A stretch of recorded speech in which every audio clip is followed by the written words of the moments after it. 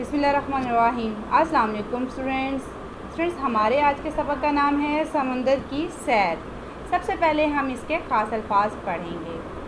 हौसला, साहिल, दावत, मुनासिब, तकरीब, लौटती।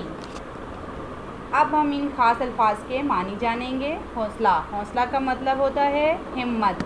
साहिल का मतलब है समुंदर का किनारा, ठीक है। दावत का मतलब है जी खाने पर बुलाना।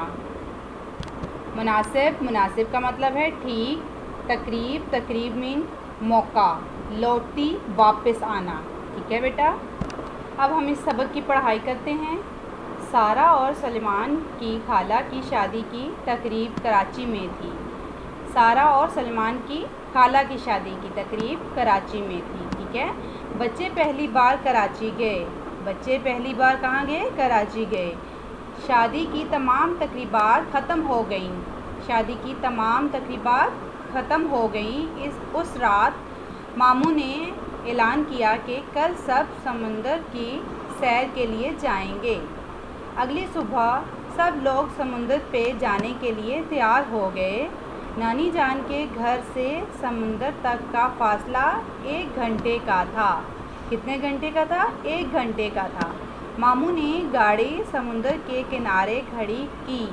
मामू ने समुंदर के किनारे क्या खड़ी की? गाड़ी। सारा और सलेमान समुंदर को देखकर हैरान थे। जहाँ तक नज़र जा रही थी झाग उड़ाता हुआ पानी नज़र आ रहा था। तो स्टूडेंट्स, आज हमने यहीं तक पढ़ाई करनी है, ठीक है। नेक्स्ट हम बाद में करेंगे।